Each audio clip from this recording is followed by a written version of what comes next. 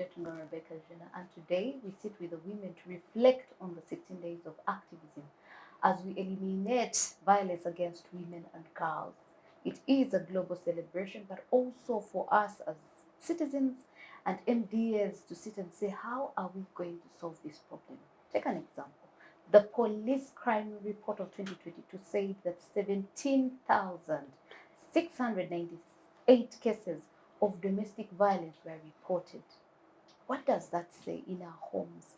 But as women leaders, what does that reflect in politics, in government, in private sector, but also in the community? How does that affect development?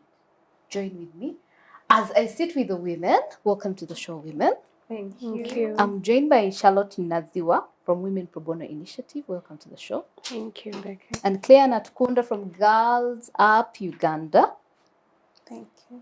Then Lakwech Alice Kathleen from Endearing Disability Development. Welcome to the show. Thank you very much. And I'll start with Alice. We are having this conversation, but what is the legal and policy framework for us to even have a conversation around GBV? Thank you very much. Well, GBV, as we all understand, inculcates various ways in which different individuals in society are actually abused. And as Uganda, we also envisage the fact that we do have laws that are in place that actually have come to solve the problem of GBV.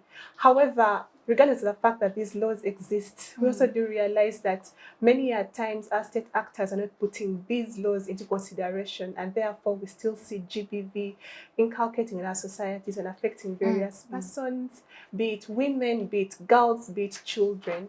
Now, the policy framework starts from our constitution, which is the supreme law of our land.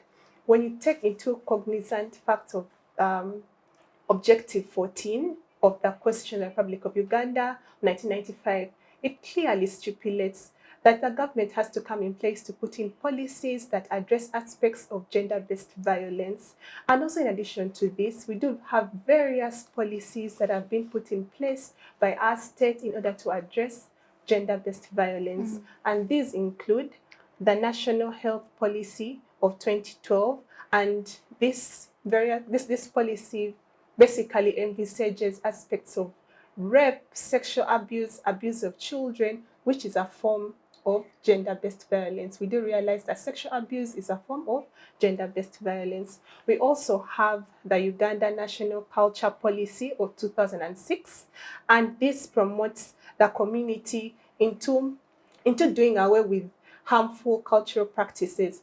We all know that we have our sisters in Kapchora who actually undergo FGM, and they are subjected to these cultural practices that affects them, not even just in their current state, but also in the future.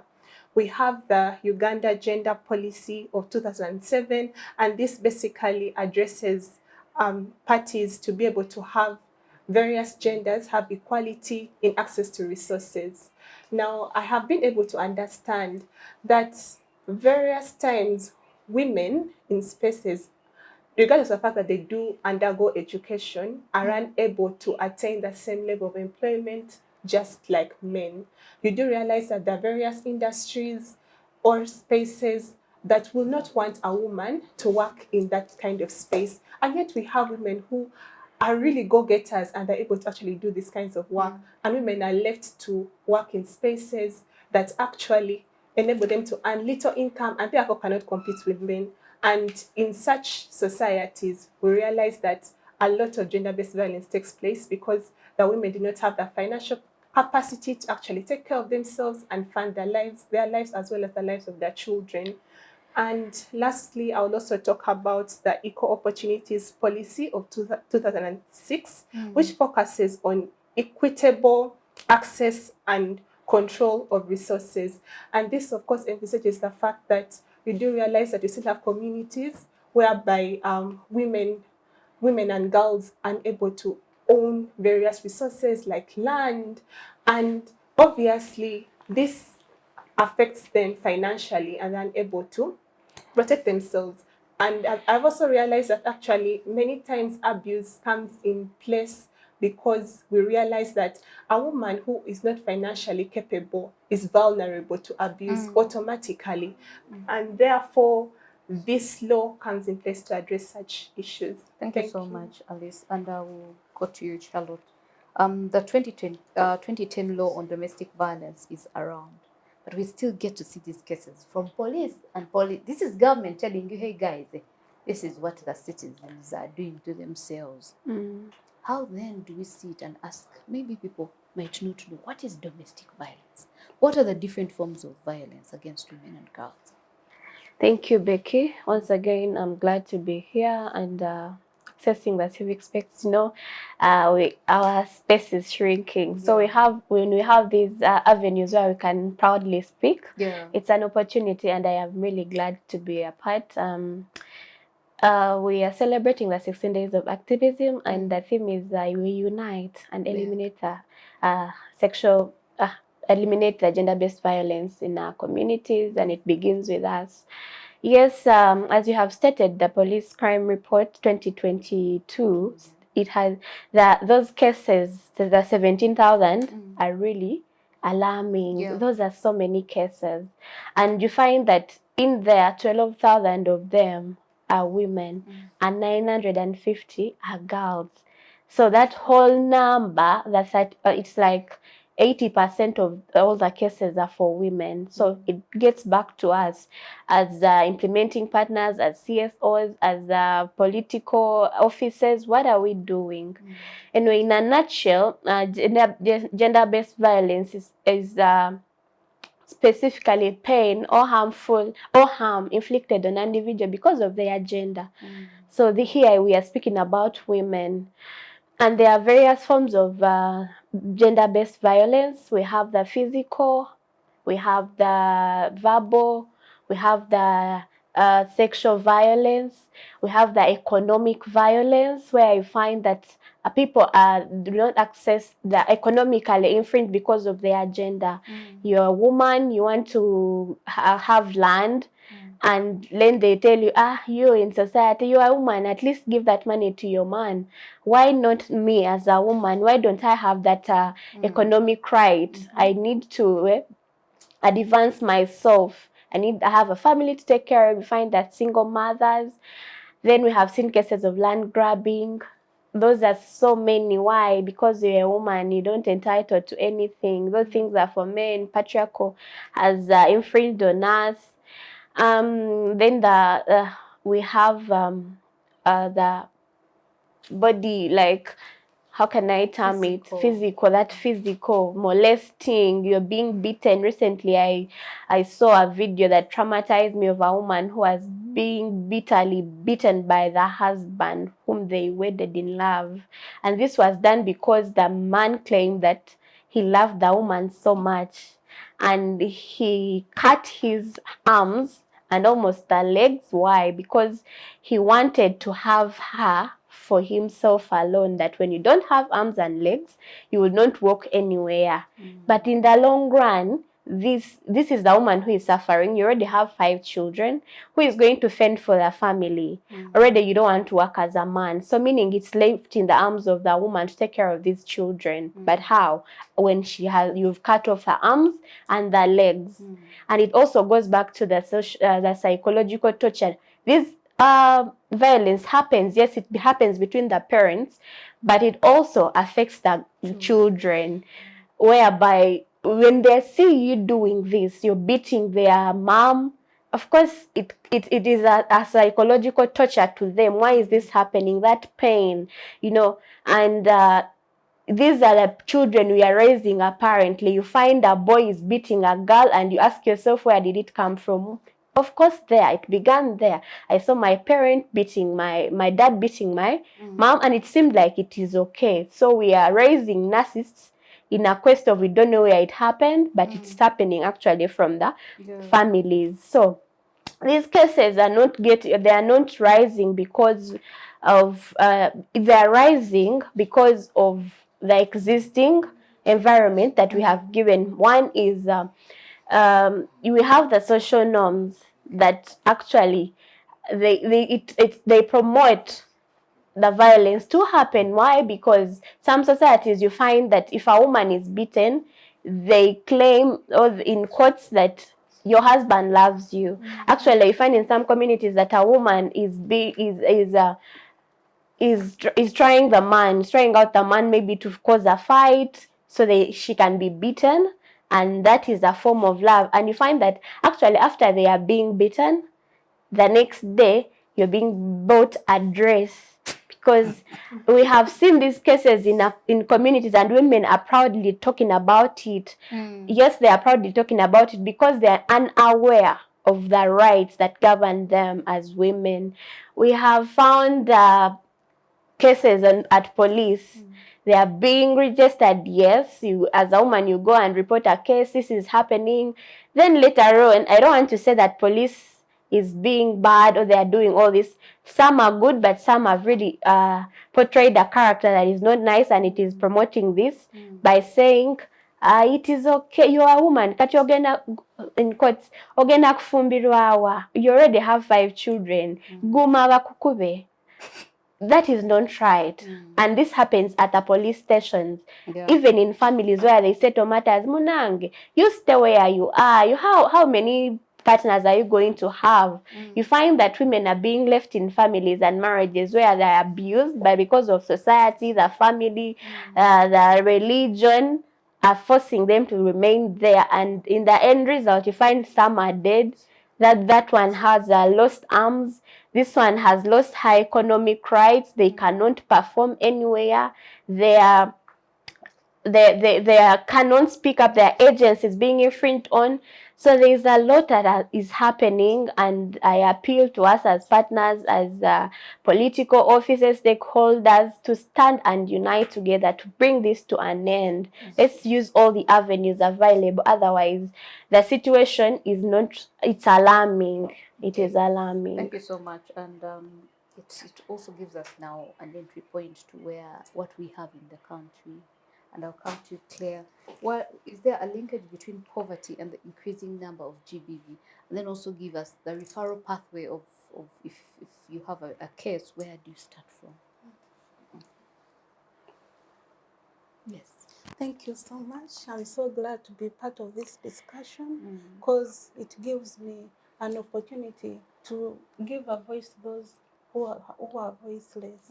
So I do agree that there is a linkage between poverty and the GBV cases, because usually when you go to our communities, men tend to abuse those women who are housewives because they know they have no value to their family. They don't even contribute anything to the table. So the man takes that advantage. Compare yourself to if maybe you're working. If you ask a man something, even if he doesn't give you, you pull it out. You ensure that children at home have something to eat. So I feel like as a community, the leaders, wherever you are, we should always advocate for girls' education, because an educated girl is an empowered woman. So then also when you go in details for GBV, you realize that many people go through a lot because they don't have information. They don't know the systems in place. They even, sometimes even the peer pressure from their neighbors, their friends, their colleagues. Recently I was talking to a survivor, and was lost in thoughts. Imagine a man abusing her, beating her, using the maids actually in the house, but also asking the woman, if you keep on getting married and the man does the same thing, where will you stop? So I think violence is violence. If it is, just go away, because you may die. You may even get the HIV, permanent permanent disability. So you shouldn't be intimidated by a perpetrator, because he may not change. Then also maybe the network is so big. We have probation officers, we have local leaders, even the VHTs that we live with. We even have the CIDs, police surgeon, the justice also. So it is upon us, no, even if maybe you get a case and you can't manage it, feel free to refer someone to the next person instead of handling something that you may not manage. And instead of helping someone, instead you bring more harm to the person. For instance, if maybe someone has been raped, instead of keeping her, taking her to the hospital, first guide on how to keep the evidence. How has the clothes, the torn clothes, have you guided the person how to keep them? Because sometimes we lose on cases, not because we would have, but because we didn't know how to handle those cases. And maybe I would also want to encourage the service providers. We should be mindful of the languages that we use, because these people are already traumatized. They already need someone to talk to, but instead of listening to them, instead we judge them.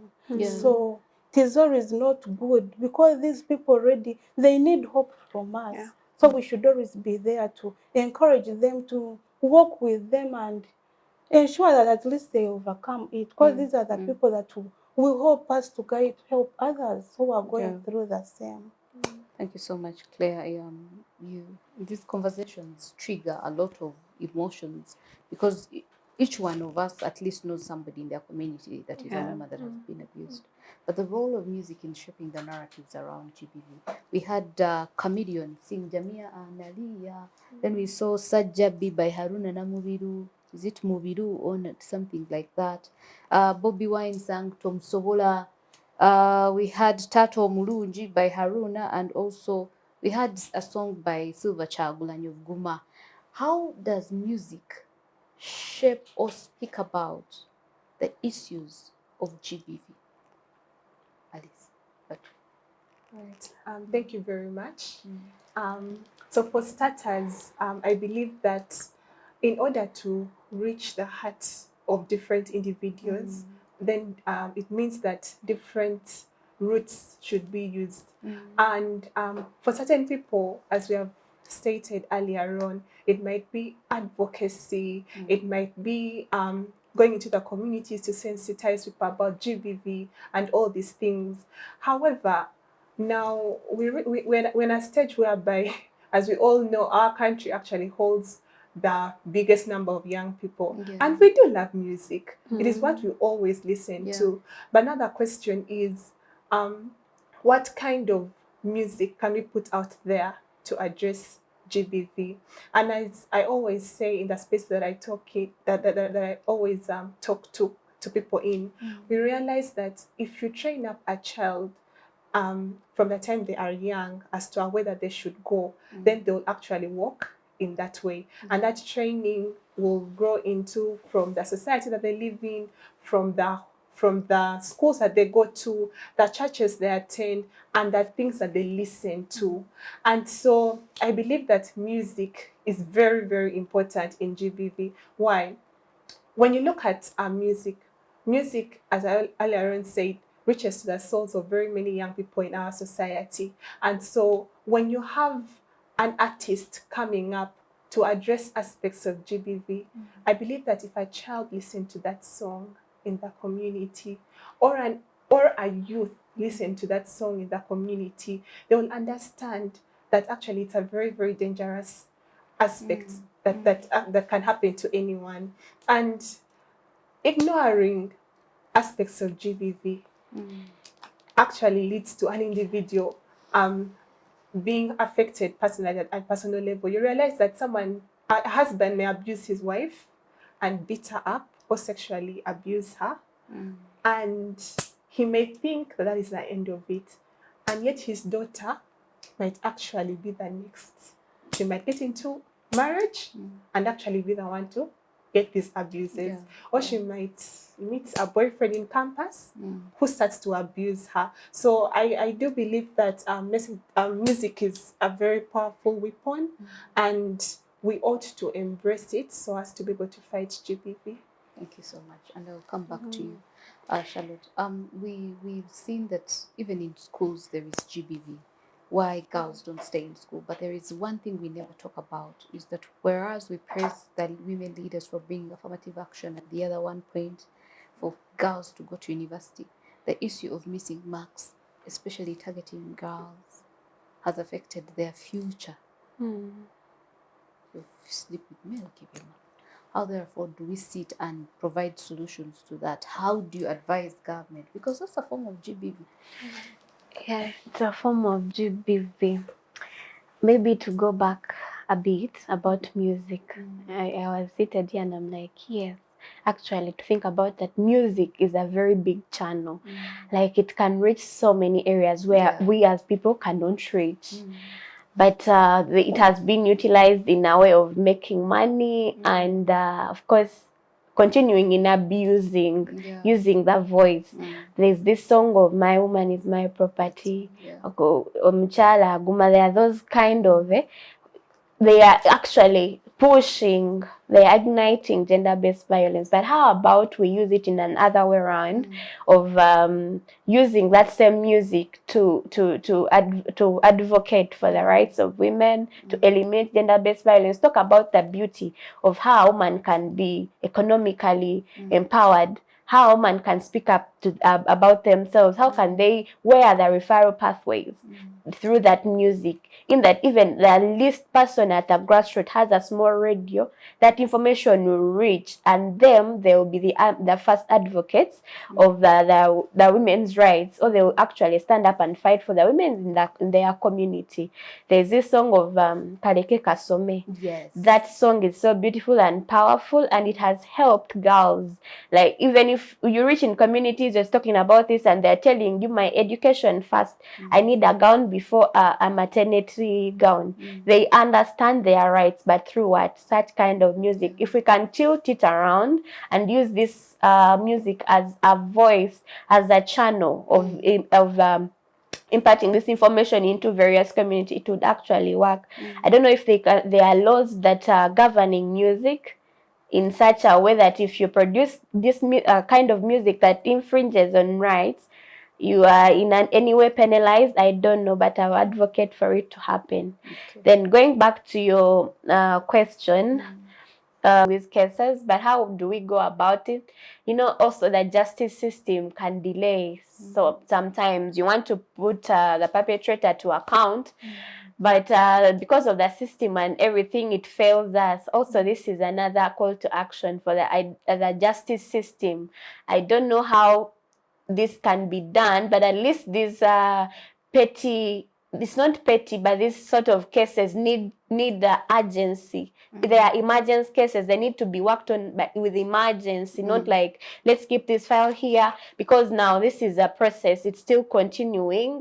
A girl wants to access education and they are delayed. But anyway, we still go through the whole process, and some we get justice for them.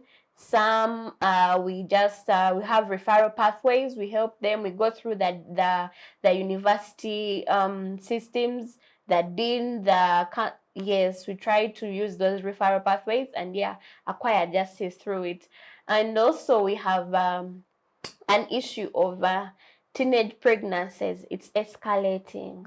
We have worked with these children in communities, and we ask them, of course, we know why this is happening. It's power imbalance. Sometimes going for that sexual act because they lack basic needs, like simply menstrual pads.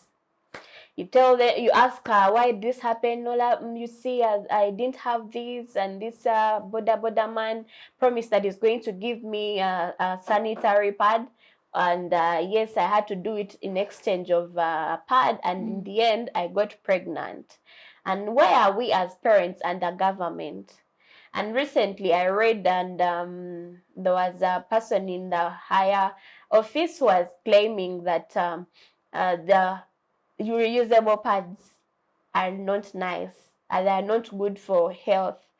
They cause infections and etc. But these are things that are proven. They're actually more convenient and efficient for our bodies than even these ones that are not reusable. And why it is, we find that it's efficient in the communities because it is less expensive, it is durable, it can be used for a longest time, and we try to use this as a mitigation solution to the community girls. We give them out to enable that they do not engage themselves in sexual acts because they want those materials in the communities. We also tried to train community members, the girls, the women about their rights as women. You find that people are ignorant about their rights. They cannot speak up. They cannot stand up on their own. They cannot say no to violence. Why? Because they assume or they think that this is okay. Being beaten is okay. Where do I report? Even when I go to police, maybe they don't do anything there. I'll just be I will just pass time. It is not true. So we go deep to the community. We go deep in schools. We've worked with schools. We've worked with local leaders. We have worked with the police itself. You know, you can be in that office and you're totally unaware of how actually things are happening. You give us the laws, you're implementing the policies, but how about, do you understand the things that happen in the community at a natural way? Because you might be in here knowing the laws and everything, but if someone has an issue that is actually family level and they are understanding, or someone bought salt and this is something small, not even the law can help you, but you can use just your natural knowledge to mitigate it. So yes, we have worked around this to train and tell people about their rights, litigating cases, giving referral pathways. Like the Women's Probono, it's a legal aid clinic where you can walk, and we give you legal aid services at a free cost for those women who cannot afford the legal services. It is always open. So we have we have done that, and also to partner with all other likely-minded organizations that work to eliminate violence against women and girls. Okay. And Claire, how does GBV affect the development of a community and a country? Thank you so much. When someone is a victim, of course, will not be thinking in the right way. We just be there, will not even do something that can develop herself. If we are to look at, let's say, a woman that has been beaten, is she productive? Not. She's not productive. If we are to look at a girl that has been raped, does she go to school? Of course, She some won't. goes there, others Yeah. won't. When she has been defiled, automatically a young girl won't go to school. Self-esteem. Yes, the is other low. yes. But how does that affect the community or the development of our country? Because we look at, if this girl has not gone to school and stayed at home for how long? What children is she going to produce? Which schools are they going to go to? What kind of a person is she going to turn out? But how does that also affect the resources government is giving out? Because now you have to get these cases, refer them. That is all money. It has to be budgeted for. But also on the village, if you had 100 girls in school, one has gotten pregnant, one has been defiled, she can't come because of menstruation. In the long run, how many are you passing out? You see, the long run, there is immediate and also the long run. And let me go to you, Alice. And since you're giving us the law, we want to also look at digital violence against women, and all this hacking of bank accounts and all this. How does that affect a woman and development? Thank you very much, Becky, for that question. I believe that we currently live in the digital era, and technology is everywhere. A smartphone can be found in the hands of a primary child. A tablet can be found in the hands of a nursery child, and all that. So realize that each and everyone actually has access to technology, but we also realize that technology has been abused over and over again. I remember one of the ladies that's prominent in this country. I won't mention her name, just for matters of respect. And I think she was with her boyfriend, and her nudes leaked out there. And various people did make fun of her. Yeah. But I got to think about it. How about you? Do you think that actually you could have actually not been victim to such an occasion? Some girls actually, you realize that probably they're even not maybe with their boyfriend and they're alone, but somebody goes in and sneaks and takes videos of them, takes pictures of them, and then starts to abuse them and threaten them and tell them that if you do not give me this amount of money, then I will actually expose your nudes. If you do not do this for me, I will expose your nudes. And this actually drastically affects development in our country. Why? Such a girl is going to lose self-esteem. Yeah. She's going to be the kind of girl that will be laid behind.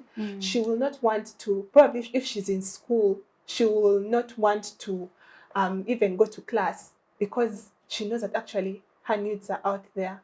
There is a certain place that actually I was in, and we were going through a particular lesson somewhere, and the person who was teaching actually mentioned to one of the girls was there, and he said, it was a man, and he said, I've actually seen your nudes around, they've been moving around.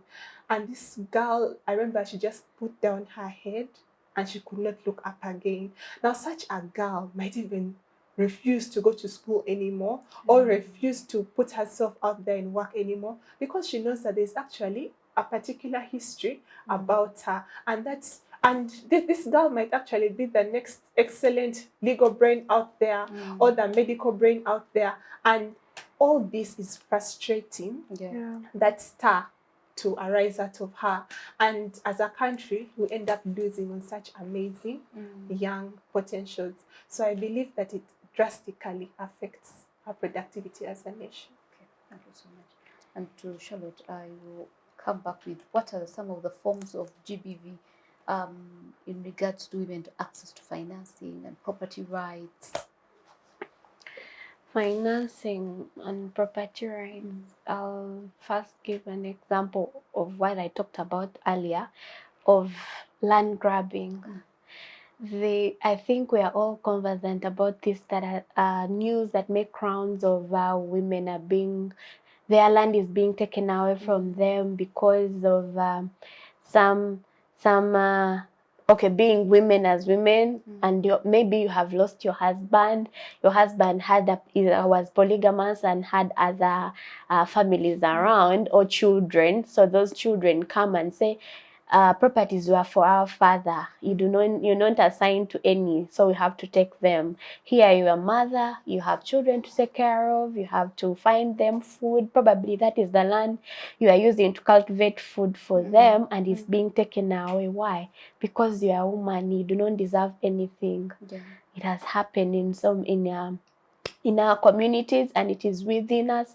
And also taking up positions. There are jobs where you go for and they tell you, we are not employing women. You cannot do such a job. And these are the jobs that anybody can do. You understand? And you have the potential, you have the papers, you have the experience, but because you're a woman, you're being set apart. Like, we don't want women. You find that our financial abilities are being put down. We cannot access some needs because we are not financially stable. And there are also situations whereby women are being abused. We have seen it in some spaces whereby you're told to dress in a certain way because you're going to attract violence. I'm sorry to use that. You're going to attract violence. You're not supposed to wear in a certain way. And I ask myself, why do we have to wear in a certain way to prevent ourselves? I don't know how to put it right, but clothing and bodily autonomy begins with me. It's not for you. And there is nothing, like there is no excuse for abuse and violence. You have done it. It began with you, and you thought about it. It does not have to be with me to begin with me. I am wearing the way I am wearing because of I am confident the way I am. I am not attracting you to do whatever stupid thing you want to do. So you find that, or you go for or you want an opportunity, and they tell you when you want to work here, you're supposed to wear in a certain way. But am I bringing the clothing, or it's the information and skills and everything that I'm adding to this certain organization or office? You find that that is also another challenge. You understand? So there are so many aspects of gender-based forms as women we face, even in the communities. I am here speaking on behalf of other very many women, and it has really infringed on us as women. And it's a call to action. It is a call to action to all of us as women, to all the stakeholders, to all the CSOs, to all the media, to try as much as we can to pull out this information, to highlight these forms, to put this information out for everyone to understand that, by the way, this is not right to do, and to put out the clear information. We should, let me go back a bit, step back about ensuring sexuality education.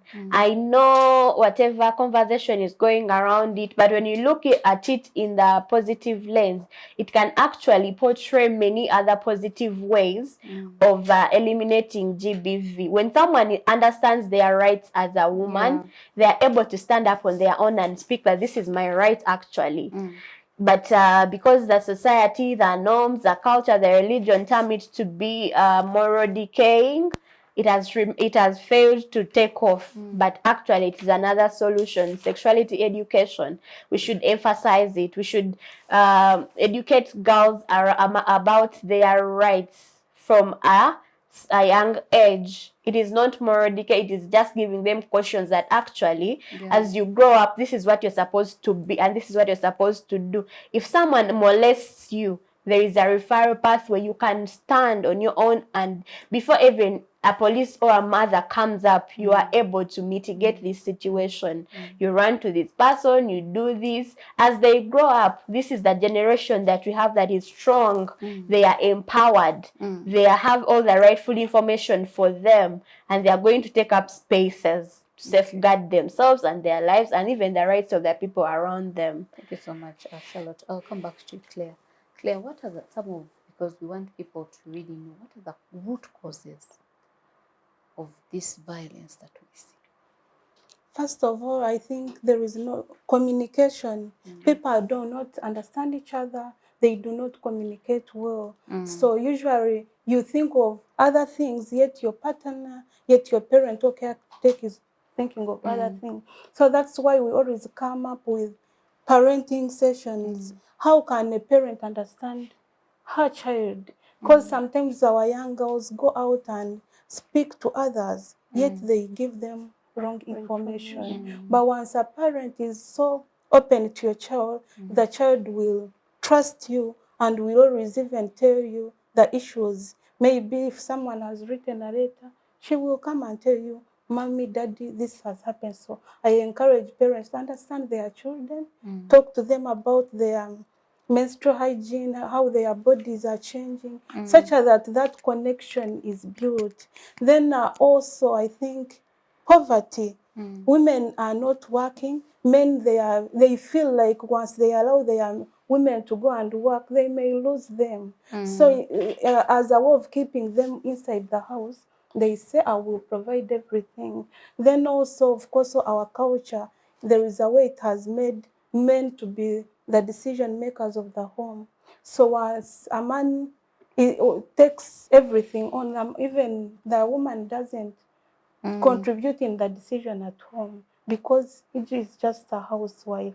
So I call upon the people out there, let the change begin with us. Let us encourage our women to go and work. Let us invest in our girls. They access education.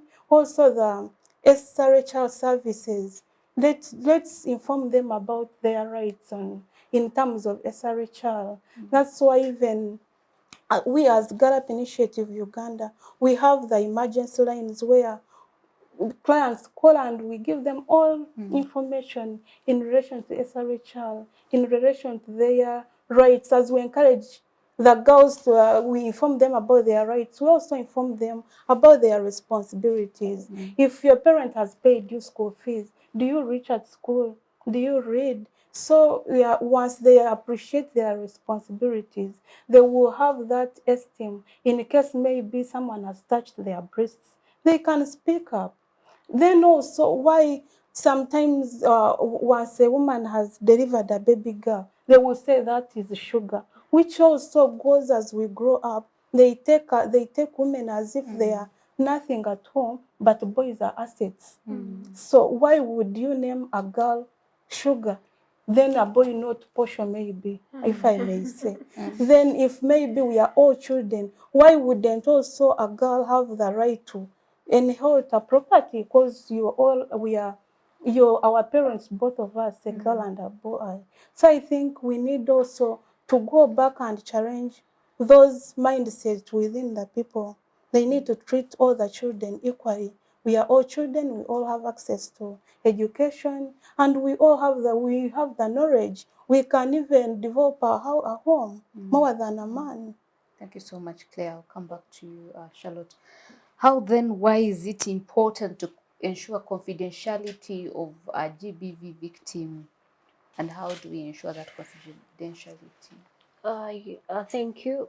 How and why? I'll say that we have to ensure victim-centered approach.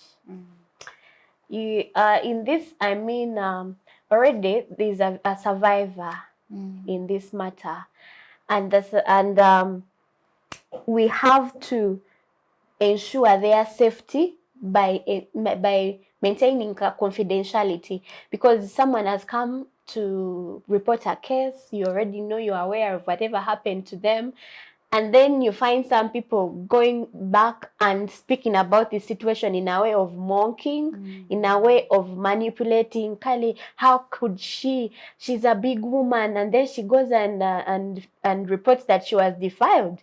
That you're 18 and above, you should just be enjoying. And in the long run, probably someone got even pregnant and they have this evidence of a child with them. And then that only is more of abusing this victim. So how we should emphasize confidentiality in a way of safeguarding the victims. This in a way also builds their esteem. Yes, this happened to me, but does not mean that that is the end of life. I still have a life ahead. I still have visions and goals ahead. I can do even better, because regardless of what happened in my life. So we have to ensure safety in a way of confidence. Why we practice confidentiality is to ensure safety. Then also this in the long run also brings about respect of the survivor. You have to respect the survivor with their information, unless they consent that, you know what, we want you to use this story. They consent that they want us to use the story to in a way of educating others, to empower others, that this information can help them to fight against to fight for themselves. This information can be helpful in the community to actually tell that victims, I mean, violence is happening, but this is a way you can work around it. If they consent, that is when you are able to give out this information. But before if they do not, please keep this information with respect of the survivor and their image. And also we practice, it also helps us to practice non-discriminatory approaches.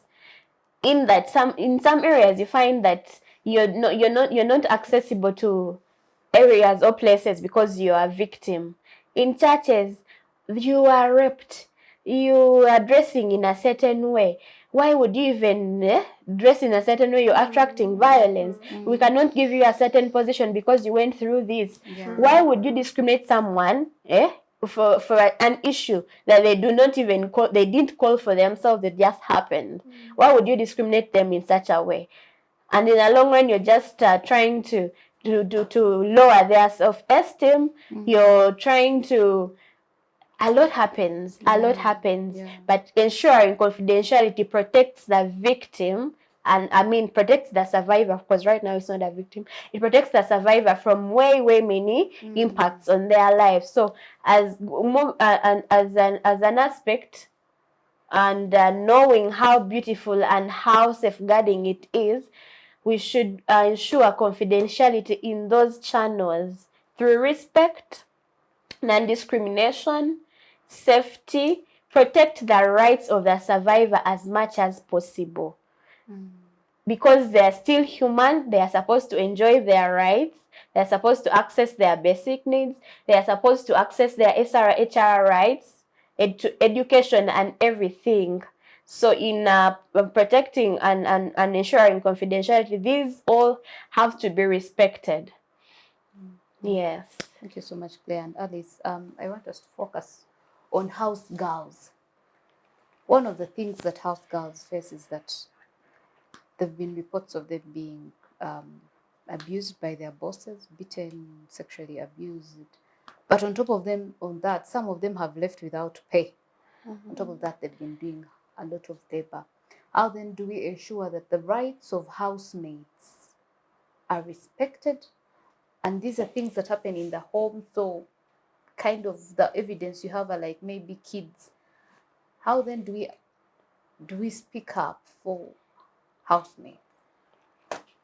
All right. Thank you very much for that question. First of all, we do realize that we are in a place in Uganda whereby many young people are unable to access education, but also work. And so that is how they find themselves entering into domestic work so as to be able to earn. And what do they earn? If any, they do earn peanuts. And the aspect of housemates is actually a very crucial thing. Why? Because each and every home almost in this country has a housemaid. And this lady, as the parents go out for work, she is cooking, taking care of the home, taking care of the children, and she's doing exceedingly a lot, you know. And that's a kind of labor that actually most people do not understand. They don't understand how much somebody who stays at home does work, but they work overwhelmingly highly. Now, there was a discussion that had been put in place a few years ago, and I've seen it in the news about how housemaids, there should be a particular amount of money that they should be paid mandatorily and all that. And yet all this is being abused. And we also do realize that the abuse of housemates may not only just be economical, but it can even be sexual. You realize that there are various bosses who, when the madam is not at home, he goes ahead and actually has, starts to have sex with the house help, so as to satisfy himself. Now, and all these kinds of abuse, we do realize that we actually have the laws in place.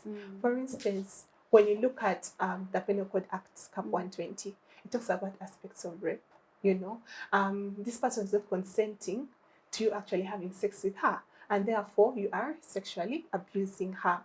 But I believe that this kind of fight is actually, we are seeing a lot of, advocacy taking place. Yes, civil society organizations are always against such kinds of abuse, but I believe that primarily it actually goes back to the state.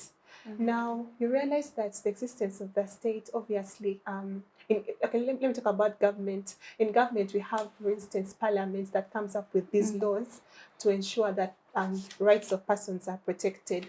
But if our parliamentarians could actually go ahead and review the policies that they have put in place, I believe that we'll be able to go way above. Because if I have the Domestic Violence Act of 2010, if I have the the PCA Cap 120 in place, if I have the various policies that I earlier on mentioned in this discussion in place, but they're not having effectiveness, then what is the use of such policies? And therefore, I believe that government ought to put in place a lot of effort, whether financially, in reviewing the practicability of the policies that we actually have in place. And I believe that we shall actually go a long way. If someone who is a house help is being abused, and there is and she can go to the police and report this matter, and actually there is a result that can be seen, that is tangible through through these reviews, then I believe that there will actually be fundamental change in such kinds of occasions. Okay, thank you so much. Talk about women that are in casual labor and how they are exploited and how they don't get some money sometime. How then do we give them voice? And Charlotte and Claire, any of you can answer that. How do we give them voice? Yes. I'll equate that to a time during COVID-19, the market women. I remember a time when they were asked to stay in the market. They are told to stay in the market. They were given mosquito nets. In the long run, these are women. Mostly women are the ones in the marketplaces. And of course, those are you call them what? Yeah, the low in. I don't want to use that word because they're still they're in the informal sector. And we actually realized that a lot of GBV was happening as the women were sleeping in the market. How? They left their families out in their homes with probably caretakers, with their fathers, and back to the community. And these are the children that are very young, but because you want that money, you have to endure the situation, sleep in the market where probably the toilets are very dirty, there are mosquitoes, the food, you're sharing toilets with men. And this was very alarming. So when you talk about that income status, maybe, I don't know if there are policies in place of how this can be curbed as a situation. How best can we serve, or as government, as stakeholders, as KCCA, I don't know, how best can we serve these women? Should we have okay, we should have standard markets. Okay, I'm now putting it to the market. I've not specifically talking about the marketplace. How best can we serve these women? How are the basic needs of the women looked upon? Say the toilets. Sorry, so be cut out. There's a word I'm looking for. In the marketplace, you find that women, those markets apparently have very dirty toilets. The stalls are being shared. There are so many taxes that are being asked out of them, but you find a woman is selling about a basket of tomatoes and onions, small money, but the tax that is being infringed on her is way a lot. You find that they are not even having enough income for themselves because they have to pay taxes. How about to revise that issue? As the stakeholders, I don't know whose role is that, but I would appeal to those in power to help revise that, because the women are really not getting enough, because they have to pay the taxes, they have to do it is called to pay for a certain local government taxes. They pay to the government, they pay to the market offices. There is a lot of money that is being spent out, and yet it would have been something mitigated earlier, and women are able to have their money with them and develop themselves. Okay, thank you so much, and I'll come to Claire. And we need to have honest conversations with ourselves as women. How have women, because when you look at culture, it says ebyomunju tebitotolo. But how have women, fellow women in the groups, been enablers of abuse for other women? Thank you so much. As you have earlier mentioned that culturally, ebyomunyumba tebitotolo. The ladies out there, when someone is telling you how she's going through violence, how the man is mistreating him, the other one will not actually explain that I'm also going through that, because there is loss of dignity. So we instead encourage her, you just be strong. And by the way, some women believe that once your man has not beaten you, you're not loved. So once a man beats you, you feel, oh, I'm cared for. So that's how women like comfort each other, and they just live in that violence, and also affect our children, because they always notice. So when they also get married, they will find it normal. They will not come out to challenge. That's why we need to encourage them, they speak out. Then previously, for how can we support the casual laborers, we should link them to parish models. There are opportunities at KCCA. How best can we link them there? How can we give them knowledge on VSA, the Village Savings Loans Association? Because these women, they need money. Sometimes they start a business of 100. The only option is selling tomatoes. Yet they could have done something much better. Yeah. But because they don't have access to those loans, they don't have bank accounts, they don't have financial cards. But at least through those village groups, they can be supported with fellow members. They get like 2 million, 1 million, and they do something big. So I think we need to always identify those opportunities.